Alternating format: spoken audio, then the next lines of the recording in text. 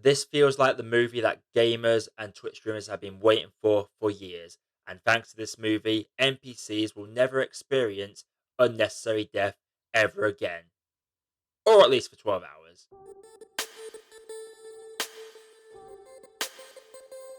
Guy is a bank worker and is unknowingly an NPC in an online video game, but after meeting Molotov Girl, a player, he decides that there is more to life than this endless loop of violence. So, first things first, I have to say straight off the bat that the visual effects artists in this movie deserve all the praise in the world. This movie does a very good job of bringing us this game world.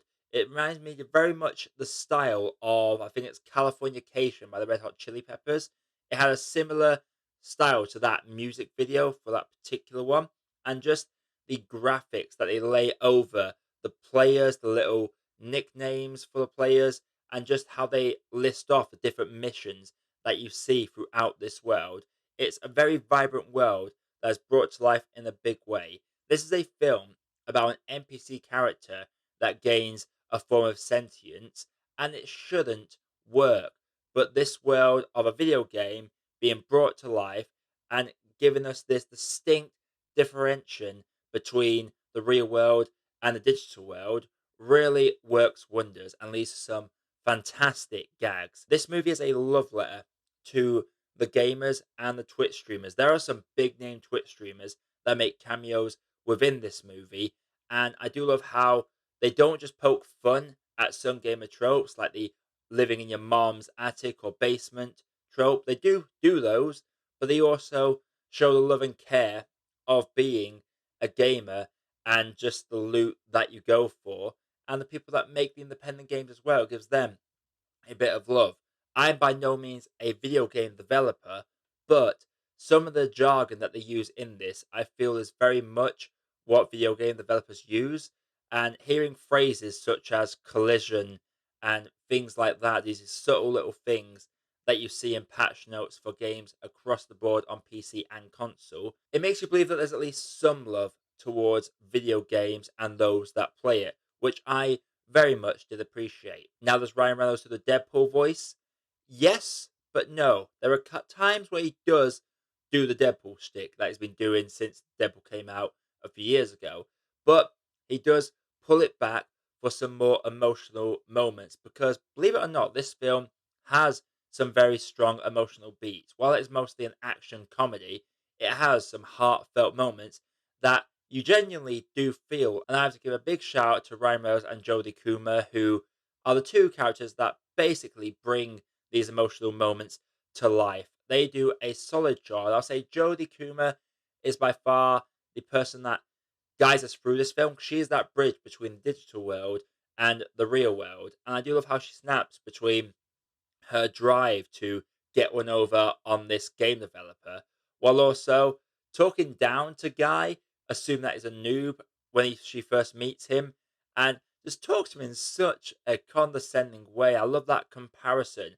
between her online character and her in real life persona. It's only later in the film where the two sort of converge into one entity. One actor that I was really surprised was in this, but he stole every scene that he was in, was Taika Waititi. He plays our villain in this, and he plays the out of touch game developer so well. Some of his over exaggerated dialogue scenes are the absolute highlights of this. I would say it's definitely Taika's best performance since What We Do in the Shadows a number of years ago now.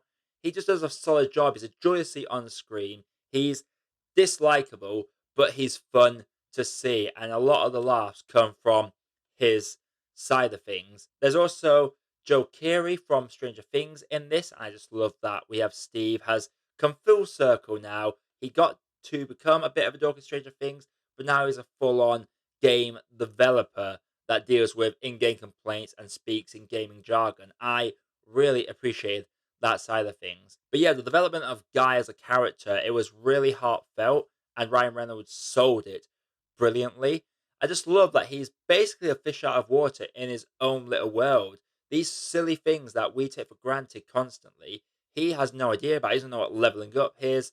He doesn't know what the real world is. His world is just a world of madness. The introduction straight away shows that these pedestrians see these people with sunglasses walking around just blowing stuff up as an everyday occurrence that they are perfectly happy to live with. And it really makes you think about them NPCs because you genuinely don't think about just the NPCs going through the same loop over and over again. And life as an NPC must be incredibly weird and difficult. So seeing him slowly break out of that programming and making his own future is so engaging, and has no right to be as engaging as what it is. The concept of this film is so simple, and it shouldn't be any more just a bit of mindless dumb fun. But they do go out of their way to bring more heart into this. The film does obviously give some Easter eggs to games. There are a few weapons that you'll recognize from certain games. There's definitely a number of Fortnite references in this, but there are other games referenced like Portal. And there's one particular bit of dialogue that I'm probably reaching for, but it's a line from Mass Effect. It's not the full line. There's an exchange between two characters where one says, "I'm sorry," and the other person replies, "I'm not." And it just felt like the start of the Shepard Mordin sequence from Mass Effect 3. If you know what I'm talking about and you've seen this film, do let me know if I'm the only one reaching for that. If you're not a gaming fan, don't worry, you can still enjoy this movie. But I did enjoy subtle gaming references, like the invisible wall a player would hit, just saying no entry, access restricted, like you would see in them old PS2, PS1 games.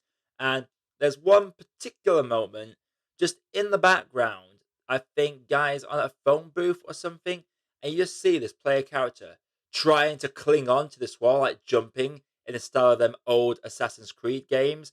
Because the frustration on them Assassin's Creed games, if you've played them, is trying to get onto that wall is frustrating. I did love that little note. It's so out of focus and it's in the background, but eagle-eyed viewers can see that. And I felt there's a lot more subtle references in the background that I didn't realize on that first watch. So that was a lot of fun indeed. It felt like very much a love letter to gamers, and it did really bring streamers into the spotlight. This is where it leads to a few of my problems. Now, the whole concept is Guy is trying to do good things to level up himself, basically. But for some reason, him doing these good things gets him not only streamer attention, but worldwide news attention. And I'm sorry, the world just doesn't care about video games really in the long haul. It's a very niche thing still. And at no point do I ever see someone from a video game being on the worldwide news, being live streamed, and everyone just stops what they're doing to watch that stream. It didn't really work for me, that element, especially that he gets big because he's doing good things. But quite frankly, I've seen people play it straight. It felt very forced that everyone was suddenly feeling like, oh, maybe we shouldn't be bullying these NPCs in our video games, sort of moral code they were trying to push across. That didn't really work for me.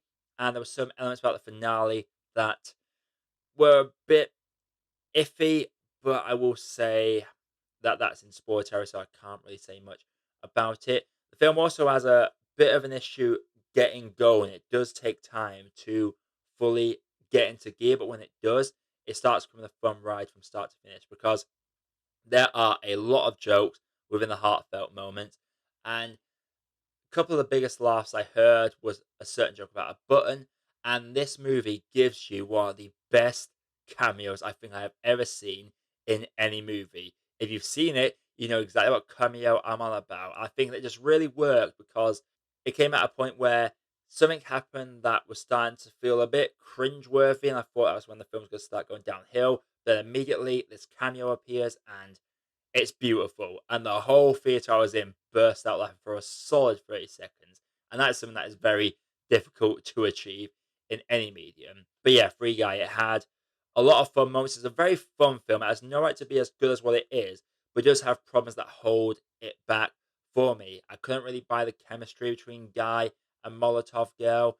I couldn't really buy that news articles were covering this random NPC character wandering around because at that point, well, it just didn't make sense to me. There are a couple of side characters that just feel like they're there and they don't really do much in the grand scheme of the film itself. But before I grade this, if you like what I do on the channel, click that like button, subscribe for more reviews like this coming all the time. We do have a busy week ahead of us, and make sure you hit the bell notification so you never miss a video from myself. But to grade this, I've already gone through my overall thoughts, so I'll go straight into it and say that overall, for me, Free Guy is a tea that needs more sugar.